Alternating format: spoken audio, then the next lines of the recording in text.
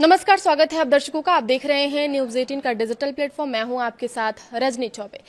पिछले कुछ दिनों में ईपीएफओ ने पीएफ से जुड़े नियमों में कई बड़े बदलाव किए हैं। अगर आपकी सैलरी से हर महीने पीएफ कटता है तो ये बदलाव सीधे आप पर असर डालेंगे। कुछ जो इसमें देखा जा रहा है रिपोर्ट्स के मुताबिक, कुछ जगहों पे कुछ लाखों खाता धारकों को परेशानी का सामना करना पड़ रहा है, तो वहीं पर कुछ लोगों को नहीं परेशानी हो रही है। तो सारे अपडेट्स के बारे में इस रिपोर्ट में, इस पूरे वीडियो में हम समझेंगे। अंत तक आप बने रहिएगा। सबसे पहले बात कर लेते हैं कि पहले ईपीएफओ के हर क्षेत्रीय कार्यालय का अपना अलग अलग डेटाबेस होता था। अब ईपीएफओ ने सेंट्रलाइज्ड आईटी इनेबल्ड सर्विसेज यानी सीआईटीईएस प्रोजेक्ट के तहत अपने सभी सदस्यों का डेटा एक ही राष्ट्रीय डेटाबेस में स्थानांतरित कर दिया है। यानी अब अलग अलग क्षेत्रीय कार्यालयों में अलग अलग डेटाबेस रखने की व्यवस्था खत्म हो गई है। इससे किसी भी अधिकृत ईपीएफओ कार्यालय से सेवाएं मिल सकेंगी। नए ईपीएफओ सदस्य पोर्टल पर लॉगिन करते ही एक ही जगह पर सदस्यता से जुड़ी पूरी जानकारी मिलेगी। इसमें पीएफ बैलेंस, क्लेम की स्थिति, पेंशन योग्य सेवा का रिकॉर्ड और अब तक मिले सभी लाभ दिखाई देंगे। पहले ये जानकारी अलग अलग सिस्टम में बटी हुई रहती थी। क्लेम करने से पहले ही पता चल जाएगी गलती। जी हाँ, अगर किसी भी पीएफ क्लेम को प्रोसेस करने से पहले उसका स्वतः सत्यापन यानी प्री वैलिडेशन होगा। अगर आवेदन में कोई कमी या गलती होगी तो उसकी जानकारी पहले ही आपको एसएमएस और पोर्टल के माध्यम से दे दी जाएगी। इससे क्लेम रिजेक्ट होने की संभावना कम होगी और पहली बार में ही क्लेम मंजूर होने की संभावना ज्यादा बढ़ जाएगी। अब पहले से पता होगा कि आपको कितने पैसे निकालने हैं और कितने पैसे आप निकाल सकते हैं। पहले कई सदस्य ये नहीं जानते थे कि अलग अलग श्रेणियों में वे कितनी राशि निकाल सकते हैं। ऐसे में तय सीमा से अधिक राशि का आवेदन करने पर क्लेम खारिज हो जाता था। अब पोर्टल पर यह भी दिखाई देगा कि किस श्रेणी में कितनी राशि निकाली जा सकती है। इससे सदस्य सही राशि के लिए आवेदन कर सकेंगे और उनका क्लेम भी रिजेक्ट नहीं होगा। बात कर लेते हैं कि कितने रुपए तक के क्लेम का होगा खुद निपटारा। जी हाँ, पूरी तरह केवाईसी से जुड़े और सत्यापित 5 लाख रुपए तक के एडवांस क्लेम अब ऑटो सेटलमेंट के जरिए निपटाए जाएंगे। पहले यह सीमा केवल 1 लाख रुपए थी, जिसे बढ़ाकर 5 लाख रुपए कर दी गई है। अगर अतिरिक्त जानकारी मांगी गई तो क्या होगा?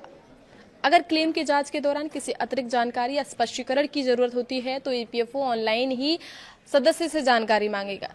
सदस्य भी ऑनलाइन जवाब दे सकेंगे। इससे ईपीएफओ कार्यालय के चक्कर कम लगाने पड़ेंगे और क्लेम का निपटारा तेजी से होगा। अब क्लेम का भुगतान केंद्रीय भुगतान प्रणाली के जरिए किया जाएगा। क्लेम मंजूर होने वाले दिन ही पैसा सीधे सदस्य के बैंक खाते में ट्रांसफर हो जाएगा। पीएफ निकासी के लिए क्या नियम में कोई बदलाव किया गया है? तो अब पीएफ से पैसा निकालने के लिए नियम भी आसान कर दिए गए हैं। पहले क्या था कि आंशिक निकासी के लिए 13 अलग अलग नियम थे, लेकिन अब इन्हें सिर्फ 3 श्रेणियों में बांटा गया है। पहली जो फेज है वो ये है कि आवश्यक जरूरतें, इसमें बीमारी, पढ़ाई और शादी जैसे जरूरतें शामिल है। दूसरी श्रेणी जो है वो आवास संबंधी जरूरतें। इसके तहत घर खरीदना, घर बनाना, जमीन खरीदना, होम लोन चुकाना और घर की मरम्मत या रेनोवेशन जैसे कामों के लिए पीएफ से पैसे निकाले जा सकते हैं। जो थर्ड फेज है वो ये है कि विशेष परिस्थितियां में इसमें वे हालात शामिल है जो कि पहले 2 श्रेणियों में नहीं आते हुए होने चाहिए। हालांकि एक बार ध्यान रखना ये जरूरी है कि अब भी पीएफ का पूरा पैसा कभी भी नहीं निकाला जा सकता। नई व्यवस्था के तहत खातों में कम से कम 25% राशि रखना बेहद जरूरी होगा। यानी अगर आपके पीएफ खाते में 1 लाख रुपए जमा है तो सामान्य स्थिति में कम से कम 25,000 रुपए खाते में आपके रहेंगे। बाकी तय नियमों के अनुसार निकाले जा सकेंगे। अगर इलाज के लिए पैसे चाहिए तो सदस्य अपने परिवार के किसी सदस्य के इलाज के लिए 12 महीने की सदस्यता पूरी होने के बाद पीएफ से राशि निकाल सकता है। वहीं अगर पढ़ाई के लिए पैसे चाहिए तो अपनी या परिवार के किसी सदस्य के शिक्षा के लिए 12 महीने की सदस्यता पूरी होने के बाद निकासी की जा सकती है। इसके लिए सदस्य अपने पूरे कार्यकाल में अधिकतम 10 बार पैसे निकाल सकता है। इसी तरह अपनी या परिवार के किसी सदस्य की शादी के लिए भी 12 महीने की सदस्यता पूरी होने के बाद पीएफ से राशि निकाली जा सकती है। शादी के लिए पूरे कार्यकाल में अधिकतम 5 बार निकासी की अनुमति होगी। अब आधार से जुड़े यूएन वाले जो पीएफ खाते नौकरी बदलने पर स्वतः यानी कि खुद से ट्रांसफर हो जाएंगे। इसके लिए अलग से आपको आवेदन करनी या पुरानी और नए नियोक्ता की मंजूरी लेने की जरूरत नहीं होगी। जबकि पहले ऐसा था कि अगर आप कोई कंपनी छोड़कर जाते हैं तो दूसरी कंपनी जाने से पहले या जाने के बाद आप पहली कंपनी को फोन करके ही अपना पीएफ अकाउंट ट्रांसफर करवा सकते हैं, जो कि जहां पे आप करंट टाइम में जॉब कर रहे हैं।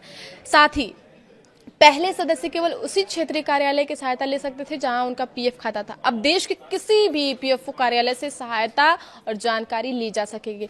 पेंशनर्स को भी इसका फायदा मिलेगा। जी हां, अगर देखा जाए इस सवाल पर तो कर्मचारी पेंशन योजना यानी ईपीएस के पेंशन धारक अब किसी भी ईपीएफओ कार्यालय में सेवाएं ले सकेंगे और जीवन प्रमाण पत्र जमा कर सकेंगे। साथ ही केंद्रीय पेंशन भुगतान प्रणाली के तहत किसी भी क्षेत्रीय कार्यालय से मंजूर हुई पेंशन देश के किसी भी बैंक खातों में भेजी जा सकेगी। तो ईपीएफओ के जो नए बदलाव किए गए उससे बहुत सारे फायदे भी हैं और बहुत सारी चीजें कुछ खाता धारकों को परेशानी भी हो रही है। तो कुछ समय बाद देखा जाए कायदे से तो इसमें कोई भी चीज करने से पहले ईपीएफओ के जो भी खाता धारक हैं उन्हें आसानी होगी। आगे खबरों के लिए आप बने रहिए न्यूज़ 18 के साथ। धन्यवाद।